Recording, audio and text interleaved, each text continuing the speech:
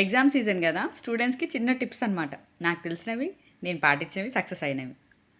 జనరల్గా మనకి ఏదైనా కాంప్లెక్స్ కానీ కష్టమైన టాపిక్ కానీ ఉంటే మనం ఏం చేస్తాం, అది వదిలేస్తాం. కానీ దాన్ని చూస్తూ చదువుతూ ఇంకొకరికి ఎవరికైతే ఆ టాపిక్ గురించి తెలియదో, ఫర్ ఎగ్జాంపుల్ చిన్నపిల్లలకైనా ఇంట్లో వాళ్ళకైనా ఎవరికైనా మనం చెప్తూ ఉంటే అది ఆటోమేటిక్గా మన మైండ్లో రిజిస్టర్ అవుతుంది. తర్వాత ఇంకో కొన్ని క్వశ్చన్స్ ఉంటాయి కదా, వేరేవి కాంప్లెక్స్ కాకుండా easy to medium.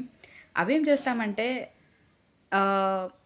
Many times రిపీట్గా అలా చూస్తూ చదవకుండా ఒకసారి కళ్ళతో చూస్తూ ఒక పెన్సిల్తో అండర్లైన్ చేస్తూ మెయిన్ వర్డ్స్ని చదవండి. దాని తర్వాత మీకు ఎంత గుర్తుందో పేపర్ పైన రాయండి. సో మీరు ఎక్కడెక్కడైతే ఆగిపోయారో, ఎక్కడెక్కడైతే స్ట్రక్ అయ్యారో ఆ పర్టికులర్ లొకేషన్ని వేరే కలర్ పెన్ ఆర్ పెన్సిల్ ఏదైనా ఒక దాంతో డిఫరెన్షియేట్ చేస్తూ దాన్ని అండర్లైన్ చేయండి. అయితే మీరు ఎక్కడ మిస్ అవుతున్నారో ఈజీగా కనిపెట్టేస్తారు. సో నెక్స్ట్ టైం ఆ మిస్టేక్ రిపీట్ అవ్వదు. సో ఏదైనా టాపిక్ నేర్చుకున్న తర్వాత మీకు ఎంత అర్థమైందో, ఎంత నేర్చుకున్నారో దాని నుంచి ఒక పేపర్లో రాయండి. చదువుతూ ఉన్నప్పుడు కంపల్సరీ ఆ పర్టికులర్ ఏది చదువుతున్నారో దాన్ని పాయింట్ చేస్తూ చదవండి. అప్పుడు కాన్సన్ట్రేషన్ పెరుగుతుంది, మీ దృష్టి వేరే వైపు మళ్ళదు. ఇంకొకటి ఏంటంటే స్లీప్ చాలా ఇంపార్టెంట్ మిత్రమా. నైట్ అవుట్ చేసి చదువుతూ ఉంటారు, అలా చేయకండి కదా. బ్రెయిన్కి రెస్ట్ ఉండాలి కదా, రెస్ట్ ఉంటేనే బాగా గుర్తుపెట్టుకుంటుంది, ఎక్కువ చదవగలరు. ఎగ్జామ్ సరిగ్గా రాయమేమో అనే భయం అవన్నీ పెట్టుకోకండి మిత్రమా. అవంతా భయం పెట్టుకున్నారనుకోండి, మంచిగా రాసే దేవుడు ఎరుగు. ఫస్ట్ సిక్ అయిపోతే ఎగ్జామ్కి ఎలా వెళ్తారు? తెలిసిన క్వశ్చన్స్ ఎలా ఆన్సర్ చేస్తారు కదా. అందుకే టెన్షన్ పెట్టుకోకండి.